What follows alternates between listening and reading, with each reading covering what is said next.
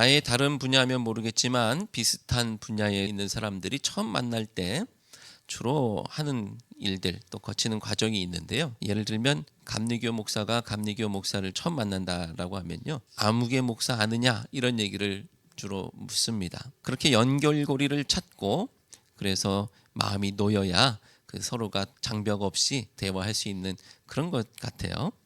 요즘에는 대면으로 처음 만나는 것뿐 아니라 SNS상에서 인터넷상에서 처음 만나는 일도 많이 있습니다.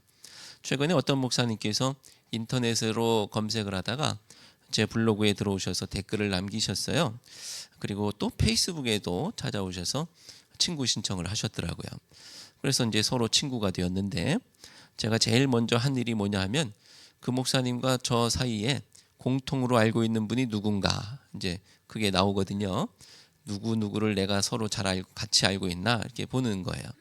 그렇게 해서 이분이 대략 이런 분이겠구나라는 것을 짐작하게 됩니다. 우리는 서로가 잘 알고 있는 사람들을 드러내고 또 확인하는 과정을 통해서 다른 무언가를 더욱 수월하게 하는 일을 합니다. 예를 들어서 관계가 더 수월해지죠. 야, 우리가 공통으로 이걸 알고 있구나. 그러면 관계가 수월해지고 또 함께 일을 해야 되는데 그 일이 수월하게 되기도 하죠. 지난 시간에는 바울이 베베를 추천하는 내용을 봤습니다. 베베를 바라보는 로마 교회 성도들 입장에서는 베베가 바울을 알고 있고 바울이 베베를 알고 있구나. 그러면은 베베를 모르지만 베베에 대해서 조금 안심할 수 있게 되죠. 바울의 추천을 받는다는 사실은 베베를 바라보는 시선을 달리하는 역할을 합니다. 그래서 그런 이유로 추천서 같은 것들을 쓰는 것이죠. 이렇듯 내가 누구누구를 알고 있는 것은 때로는 다른 사람에게 자기를 어필하는 방법이기도 합니다. 그래서 처음 만나는 사람에게 그 사람 아느냐고, 그 사람 나랑 친하다고 그런 얘기를 하는 것입니다.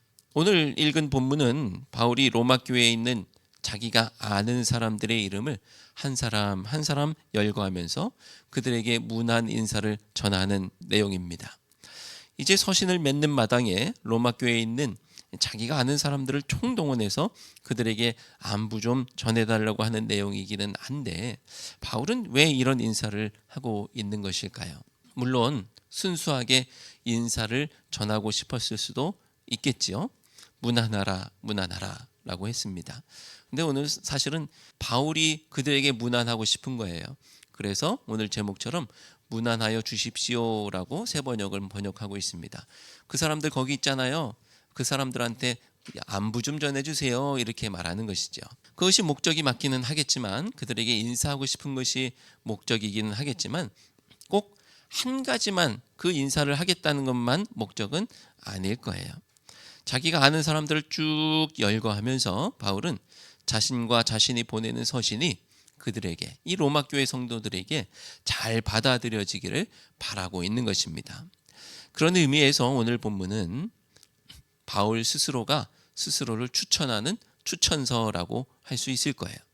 베베는 바울을 알고 있고 바울은 베베를 알고 있고 이런 것들이 베베를 향한 추천서가 되었던 것처럼 나도 로마 교회 안에 이런 사람들 많이 알고 있습니다라고 하는 이 모양들을 통해서 자신을 추천하고 있는 것이죠.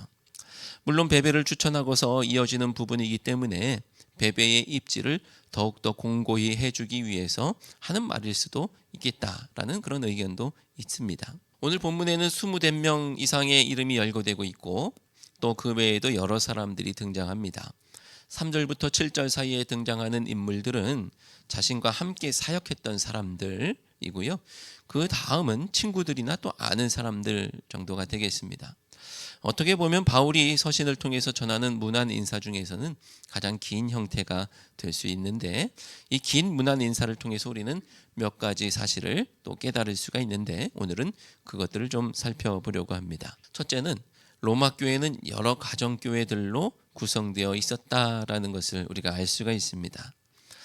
제국의 교회이기 때문에 로마 제국의 교회이기 때문에 의리의리한 건물과 또 많은 회중을 떠올릴 수도 있겠지만 오해하지 마실 것은 지금 로마 교회가 기독교를 받아들이고 또 나중에는 국교가 되기까지는 한 300년 이상의 시간이 400년의 시간이 걸립니다. 그것은 4세기의 일이고요. 지금 바울이 로마 교회에게 편지를 쓰고 있는 것은 1세기의 일입니다. 그렇기 때문에 지금은 로마의 박해 가운데 있고요. 그렇기 때문에 드러내놓고 모이지도 못하는 상황도 있을 수가 있는 것입니다. 그리고 초대교회의 모습이 늘 그랬던 것처럼 가정교회들의 연합으로 이루어져 있는 것이 로마교회의 원형입니다. 나중에는요, 엄청난 건물을 짓고 많은 사람들이 한꺼번에 모여서 예배드리는 그런 모양도 됐겠지만 지금은 아닌 거예요. 여러 가정교회들이 흩어져 있는 거기에 그 연합이 바로 로마교회의 모습입니다. 5절에도 저희 집에 있는 교회의 문안하라라고 하고 있는데 3절부터 흘러내려오는 내용이 연결되는 것입니다. 그래서 브리스가와 아굴라의 집에 있는 교회라고 할 수 있겠죠. 그리고 14절에도 아순그리도, 블레곤, 허메, 바드로바, 허마와 및 그들과 함께 있는 형제들이라고 하면서 그들로 구성되어 있는 교회를 언급하고 있는 것이고요. 15절에서도 빌르로고, 율리아, 네레오 그리고 그의 자매 올름바와 그들과 함께 있는 모든 성도들로 구성되어 있는 교회를 언급하고 있는 것이고, 또 10절에 아리스토블로의 권속이라고 되어 있는 그들의 교회가 있고, 또 11절에서도 나기수의 가족 중 주 안에 있는 자들이라는 교회가 있는 것입니다. 그러니까 최소한 확실하게는 3개, 그 이상 보이는 것도 한 2개 더 해서 3개에서 5개 정도가 최소한 로마의 가정교회를 구성하고 있는 교회들이 있다는 것이죠. 그리고 그 구성원들을 얼추 계산해 보면 로마 교회 성도들은 최소 200명에서 300명 정도는 되었을 것이다 라고 추측해 보는 겁니다.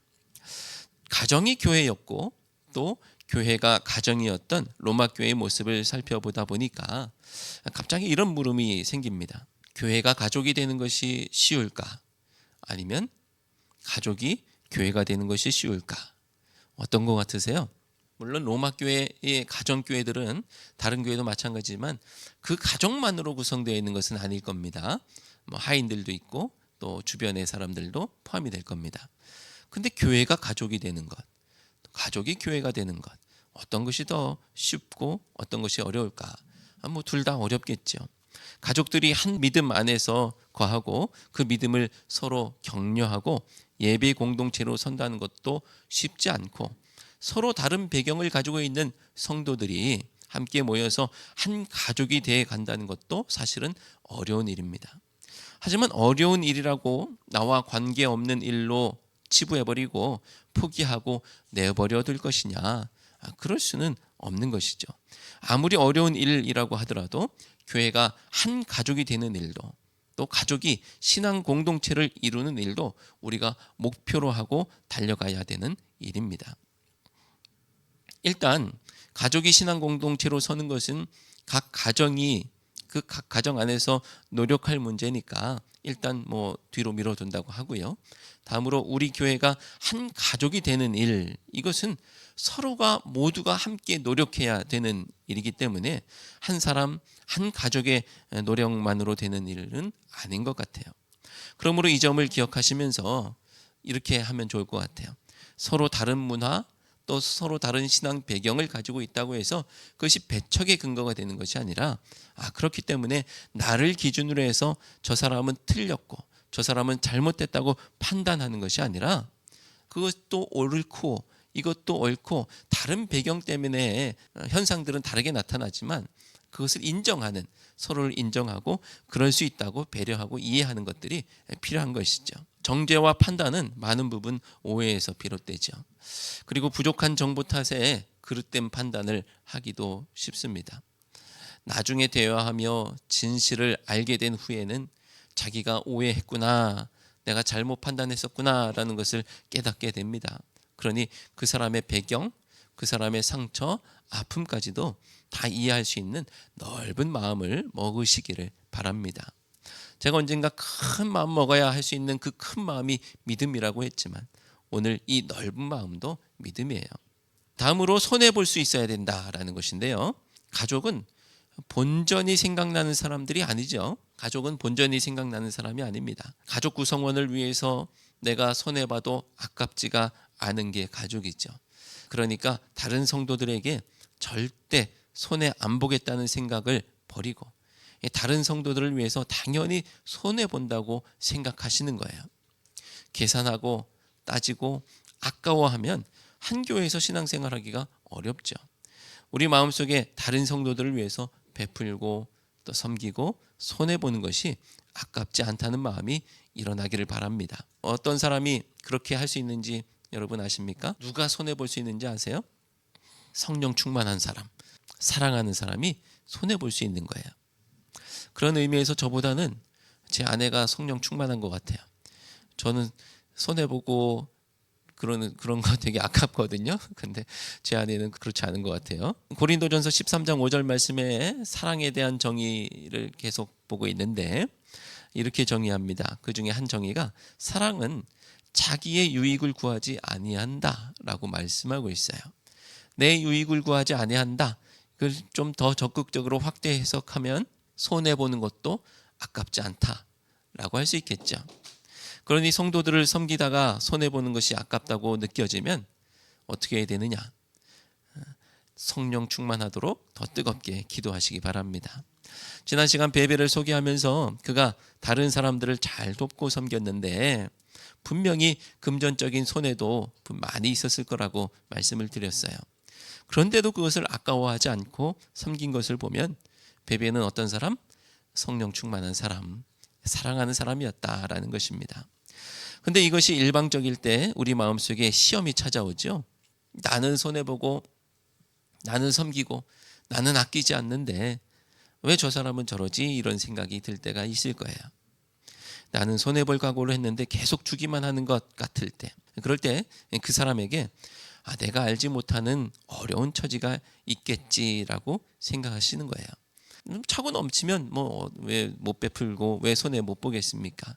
그런데 겉으로 어려움을 드러내지는 못하잖아요. 그러니까 어려운 처지에 있겠구나라고 이해하면 마음이 편해지는 거예요. 형제를 판단하면서 내 마음이 지옥이 되는 것보다 차라리 속으면서 천국을 누리는 것이 100배 나은 것입니다. 사랑하는 성도 여러분, 예수님은 이 땅에 목숨을 대속물로 주시기 위해서 오셨다고 합니다. 손해도 이런 손해가 어디 있습니까? 이것은 그냥 목숨을 내놓는 손해 아니겠습니까? 근데 세상이 보면 깜짝 놀랄 일이죠. 이런 깜짝 놀랄 일이 교회 안에 있어야 하는 거예요. 예수님 안에 있는 그 일이 우리 가운데도 있어야 하는 거예요. 그래야 세상이 교회를 뻔하게 바라보는 것이 아니라 의아하게 바라보는 것이죠. 손해보는 성도, 또 손해보는 교회가 되어서 세상의 메시지를 던질 수 있는 우리 모두가 되기를 바랍니다. 둘째는 로마 교회는 다양한 계층의 사람들로 구성되어 있었다라는 것입니다. 오늘 바울이 문안하는 사람들의 이름을 들어보면 노예의 이름도 등장하고요. 또 아리스토블로라는 대단한 사람도 나오는데 그는 헤롯 대왕의 손자였다고 하고요. 글라우디오 황제의 친구였다고도 합니다. 나기수라는 사람은 또 부자이면서 글라우디오 황제의 측근이었다고 합니다. 이렇듯 사회적인 신분에 있어서 상당한 차이가 나는 사람들로 이루어져 있는 것이 로마 교회였다는 것이죠. 오늘날 대한민국은 신분사회가 아니기 때문에 와닿지 않겠지만 시간을 조금만 거슬러 올라가서 우리나라에 복음이 전해지기 시작했던 초창기만 하더라도 신분의 귀천이 있었기 때문에 그들이 한 교회에 다닌다는 것은 그 자체로 큰 이슈가 되었습니다. 그리고 그것이 세상에 던지는 메시지가 되었던 것이죠. 저 사람들은 어떻게 저렇게 하나라는 것을 그냥 보면서 느끼는 거예요.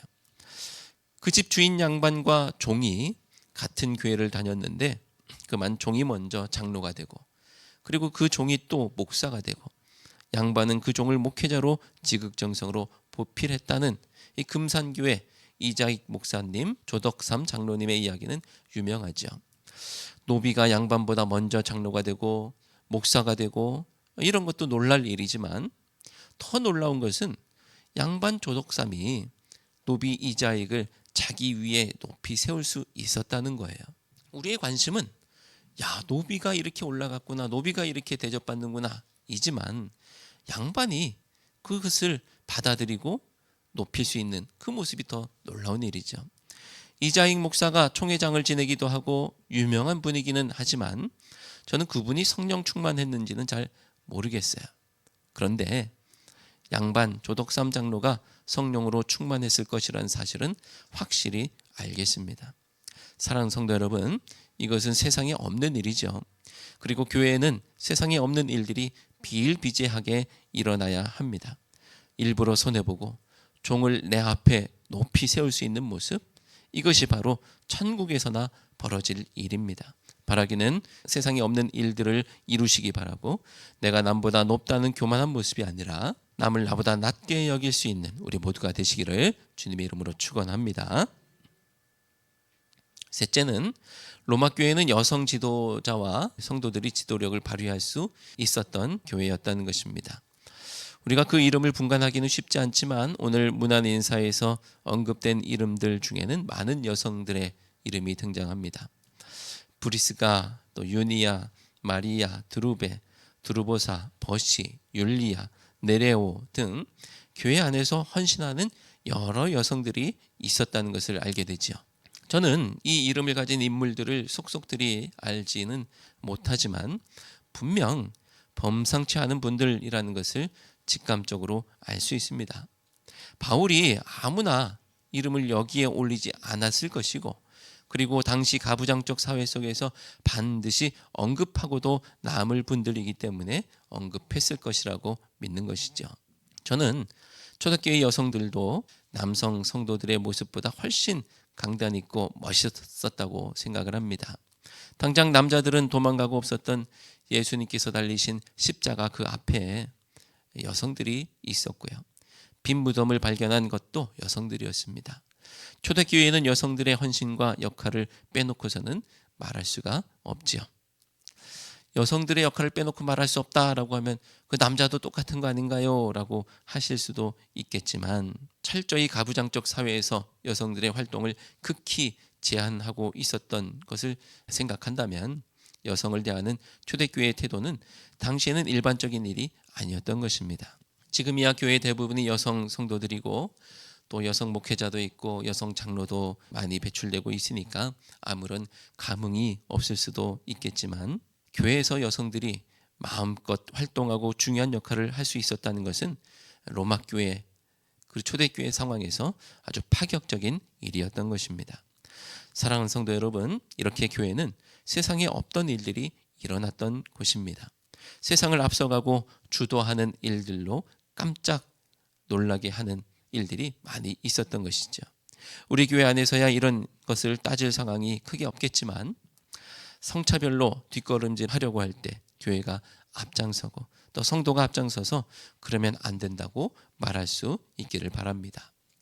이렇듯 로마 교회뿐 아니라 교회는 세상에 없는 일들로 가득 찼었고, 또 그 차이, 세상과는 다른 그 차이는 세상을 향한 메시지가 되었습니다. 오늘 우리는 세상에 어떤 다름을 보여주고 있습니까? 우리가 보여줄 수 있는 그 다름은 거룩이죠. 거룩. 우리가 세상과 다르다는 것을 보여줄 때 세상은 교회를 흥미롭게 의아하게 바라볼 것입니다. 바라기는 하늘 가치를 꿈꾸며 거룩한 교회, 구별된 성도로 살아갈 수 있는 우리 모두가 되시기를 주님의 이름으로 축원합니다. 기도하겠습니다. 하나님, 바울이 문안하는 로마 교회 안에 성도들의 이름 하나하나가 얼마나 귀한지요.